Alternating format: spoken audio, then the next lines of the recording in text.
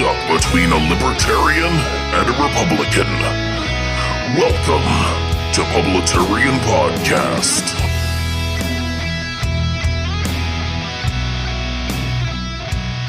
Good morning, good afternoon, and good evening, everybody. This is Ronald Johnson, Publitarian, coming at you again with another episode of Publitarian Podcast. And, of course, Happy New Year to all of you fine Publitarian Podcast listeners. Your Tier 1 podcaster is back for a brand new season. I'm rolling into Season 3 of the podcast, and I just went over 4,000 downloads. I seriously can't thank you guys enough. I literally thought there would be about maybe 5 or 6 people that tuned into this podcast when I first started it. And I have been overwhelmed with the numbers, and I can't thank you guys enough. This is really special for me that you are here and you want to listen to my melodious voice, sharing my thoughts and ramblings with you and giving you the news of the day and my unique take on things.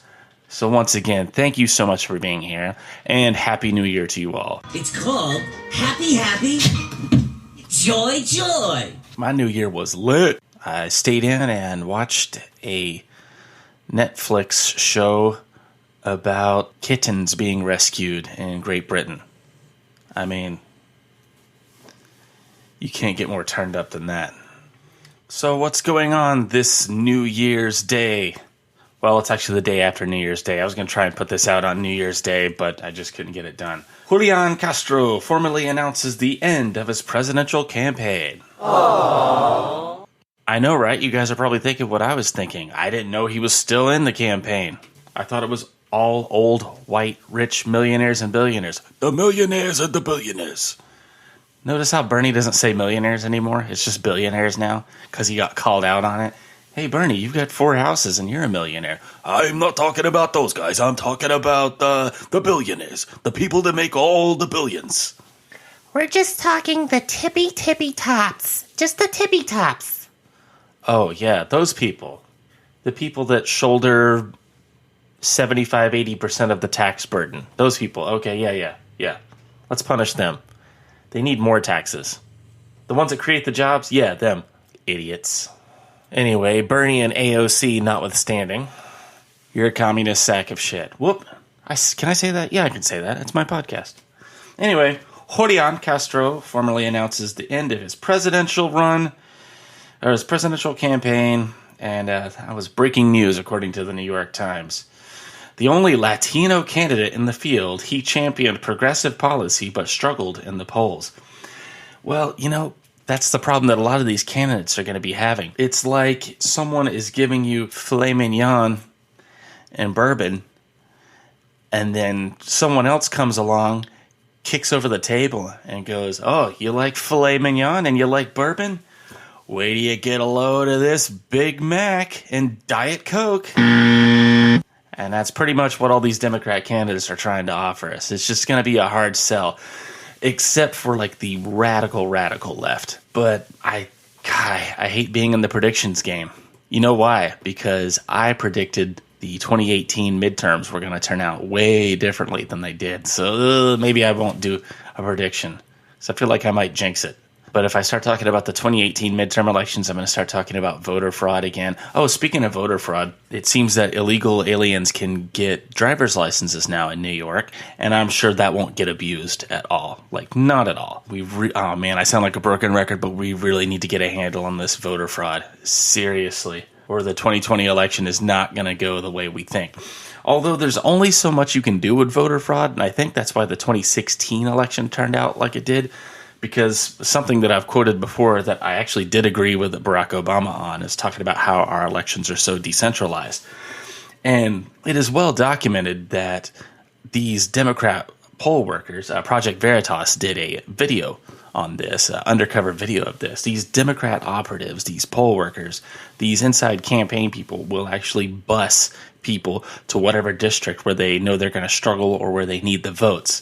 And they'll actually pay them to do this. And if we don't get a handle on that, we're going to be in trouble in every election cycle. But the reason it's hard to do for a presidential election is because you're not just trying to target one district.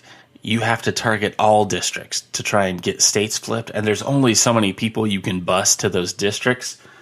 So in that respect, we might be all right. But at the same time, I wouldn't take stock in that. Get out and vote. Take somebody with you to vote. Get some friends. Get your aunt. Get your uncle. Only as long as they're voting R. If they're voting D, tell them the election is the 4th and not the 3rd. Just tell them, hey, Democrats vote the day after. Republicans vote on the 2nd Tuesday. Democrats vote on the 3rd Tuesday. And some Trump news. One of the things he's really good at, or I guess depending on what side of the political aisle you're on, something that you don't like would be his tweets. He just did a epic tweet. Geraldo Rivera tweeted, "Best way to start a new decade is get lame partisan #impeachment behind us. It failed. Move on. Beat real Donald Trump fair and square."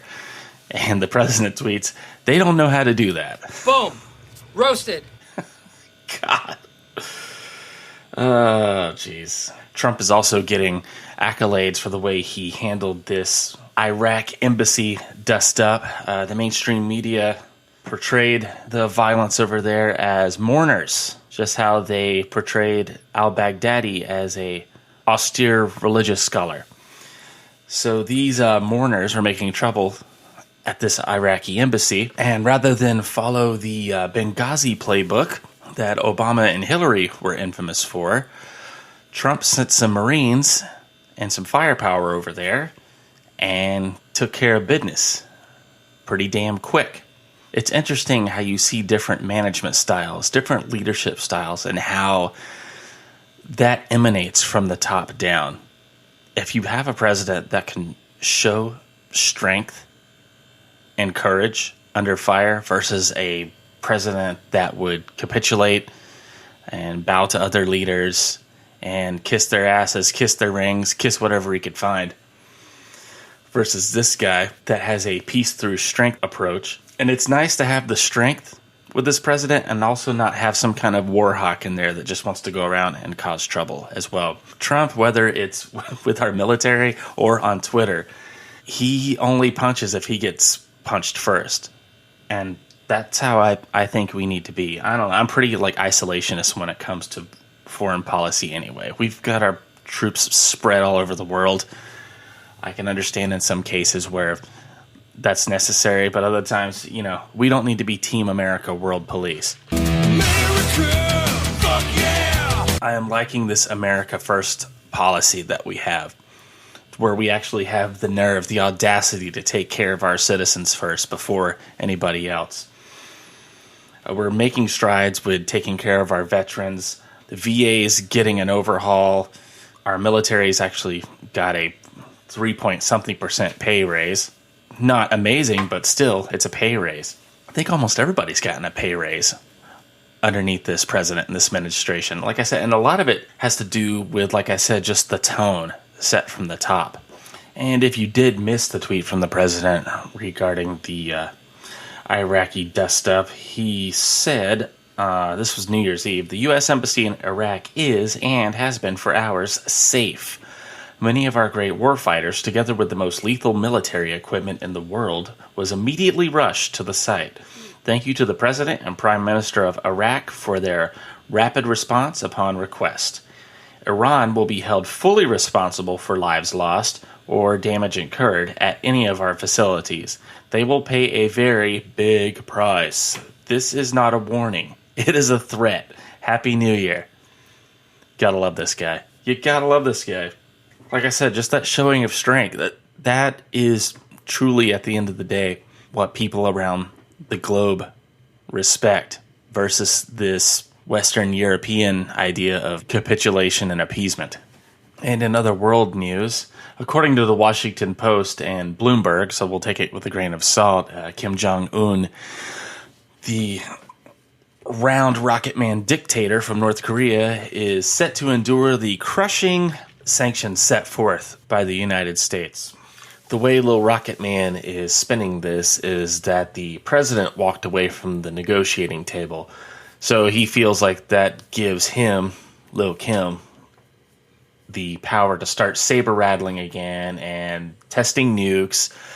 He has lobbed like one or two into the sea, and he's threatened Japan. But as far as I know, he hasn't threatened South Korea or shown any kind of sign of force towards South Korea. So he's basically just doing some posturing and saber rattling. I think he read President Trump's book and he's trying to do some negotiation tactics, but you can't outmaster the master. Time will tell what happens with North Korea. It's kind of a bad spot for us to be in because let's say in a perfect world, we did go over there and showed our force and liberated the country. Then you've got an entire country of people that are malnourished and illiterate. What do you do with them? It's just a tough spot to be in. And then that would also go against my slightly isolationist principles as well. But I think Trump's doing the right thing. He's just trying to keep, like I said, a peace through strength posture. And strength and consistency, I think, is one of the few languages that despotic dictators like Lil Kim or Little Rocket Man understand. And of course, the big news is the impending boogaloo, it would seem, in Virginia. As Governor Ralph Northam, who, let's not forget, is either in a picture wearing blackface or a KKK robe. We don't know which one was him. But anyway, Ralph Northam is attempting to take guns away from the citizenry and use law enforcement and possibly military power to do so. That's not going to end well. Hell yes, we're going to take your AR-15, your AK-47. Welcome to the rice fields, mother. Drop it. So I will be monitoring that, as I'm sure a lot of my listeners and Instagram family will be monitoring as well. That's not going to end well for Ralph Northam. And what's happening now in Virginia is 87 different counties have solidified themselves as sanctuary cities for Second Amendment rights. And you can look at a map of it, and I mean, it's predominantly the way it's going to be in that state. It's kind of like when you look at a 2016 electoral map, because we get bombarded with left-wing media all the time, we always think that we're in the minority, and we're not. Just regular, decent, somewhat moral at least, Americans are all over the landscape. Like if you look at that 2016 electoral map, there was a whole lot of red and not a lot of blue. You just had some pockets in the middle and mostly just along the coast of the nation. So friendly reminder to you guys, as we get bombarded in this 2020 season with negative Trump news coverage and just negative left-wing media propaganda, to keep your heads held up and to keep fighting the good fight, know who you are as an American, and continue to advocate for America first. If you thought 2016 was nasty or the 2018 midterm elections were nasty, 2020 is going to be a wild ride, I am predicting. Because it's not just the Democrat Party. The entire left, the radical left, the globalists, the ruling elite class are all shaking in their boots because there is an actual criminal investigation going on right now. The Bull Durham report, as Trump calls it, is impending. And it's got everybody that has been complicit in this cabal against not only Donald Trump, but against just anybody that's not in the political elite. It's got those people just shaking in their boots because they're getting ready to be exposed. So like I said, buckle up. 97% negative media coverage on Trump wasn't enough. They're going to ramp it up now to maybe 98, 99%. And Trump said this himself in a tweet. It's not about him. They're not specifically after Trump. They're after us. And he got in the way. And when I say us, I mean just regular, rational Americans that don't want to be controlled by government. He got in the way of that. The left and the right have been playing us for suckers for decades. And we just kept voting like idiots, thinking there was a difference between the two parties. It's really just been a big freaking uniparty for years and years. and someone who was an outsider came along and disrupted that harmonious nastiness that is up on that swamp in Capitol Hill. And here we are now. This is what's happening. If something is being eradicated, they don't go down without a fight. And usually right before things are about to break and become, or when you're about to see positive results on something, when it's finally going to turn around, that's when you see the worst behavior. So I pray that Trump and his very small band of people that really care up in that cesspool known as Washington, D.C., I hope that they continue to drain the swamp like he promised and continue to put America first. But enough of my rantings on that. And I think that will do it for me on this edition of Publitarian Podcast. If you want to reach out to me, you can. I am publitarian@gmail.com or thepublitarian@gmail.com. You can get to me via DM on Instagram. I'm also on Minds and Gab and all the other social medias as well. So with that being said, this is Ronald Johnson, Publitarian, your Tier 1 humble podcaster, wishing you a very happy new year, and I'll see you guys on the next podcast. Thank you.